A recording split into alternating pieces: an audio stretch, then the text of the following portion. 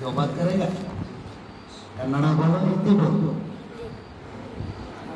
जोर से बोलो, जोर से बोलो। अच्छा, ಒಳ್ಳೆಯದಾಗಲಿ. ಮಕ್ಕಳು ಕನ್ನಡದಲ್ಲಿ ಮಾತಾಡಿದ್ದಾರೆ. ನಾನು ಒಂದೆರಡು ಮಾತನ್ನು ಮಕ್ಕಳಿಗೆ ತಿಳುವಳಿಕೆ ಮಾಡಿಕೊಡ್ತೇನೆ. ನಮ್ಮ ಪರಮ ಪೂಜ್ಯ ಗುರುಗಳಾದ ನದೀಮ್ ಹಜರತ್ ಅವರಿಗೆ ಧನ್ಯವಾದಗಳು, ಸಲಾಂಗಳು. ನಮ್ಮ ಎಲ್ಲ ಮಕ್ಕಳ ಕಡೆಯಿಂದ ಅವರಿಗೆ ಸಲಾಂ. ಹಾಗೆ ಪರಮ ಪೂಜ್ಯ ಗುರುಗಳಾದ ಜಾಕಿರಾದರ್ ಅವರಿಗೆ ನಮ್ಮ ಎಲ್ಲ ಮಕ್ಕಳ ಪರವಾಗಿ ಸಲಾಮನ್ನು ಮಾಡ್ತೇವೆ. ಹಾಗೆ ಪರಮ ಪೂಜ್ಯ ಗುರುಗಳಾದ ನದೀಮ್ ಸಾಬ್ ಆಫೀಸ್ ಅವರಿಗೂ ನಮ್ಮೆಲ್ಲ ಮಕ್ಕಳ ಪರವಾಗಿ ಸಲಾಮನ್ನು ಹೇಳಕ್ಕೆ. ಹಾಗೆ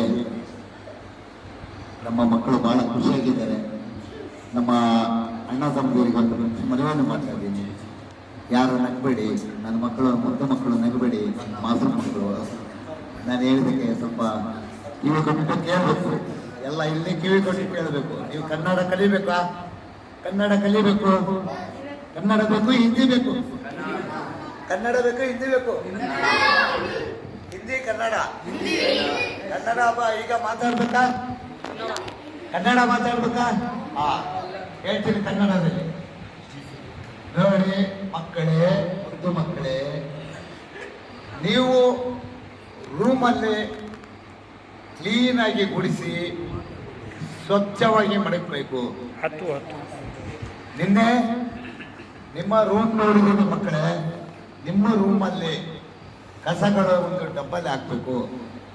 ಆ ಕಸಗಳು ಡಬ್ಬಲ್ಲಿ ಹಾಕ್ಬೇಕು, ಕ್ಲೀನಾಗಿ ಇರಬೇಕು. ಎಷ್ಟು ಕಸ ಇತ್ತು? ಕಸಗಳು ಎಷ್ಟಿತ್ತು?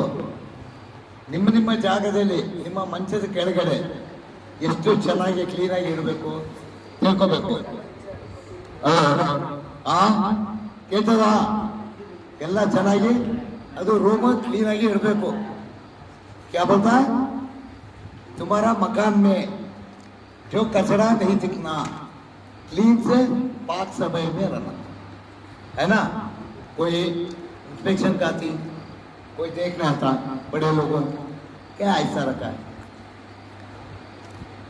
मकान कैसा रखा, सोने का कपड़े किधर के हैं, ओढ़ना किधर के है, कंबಳಿ ಎಲ್ಲೇ ಐತೆ, ಬೆಡ್ಶೀಟ್ ಎಲ್ಲಿ ಬಿದ್ದೈತೆ, ಅದೆಲ್ಲ ನಾವು ಕ್ಲೀನ್ ಆಗಿ ಬಟ್ಟೆ ಎಲ್ಲ ಅಡ್ಡ ದಿಡ್ಡಿ ಹಾಕಬಾರ್ದು.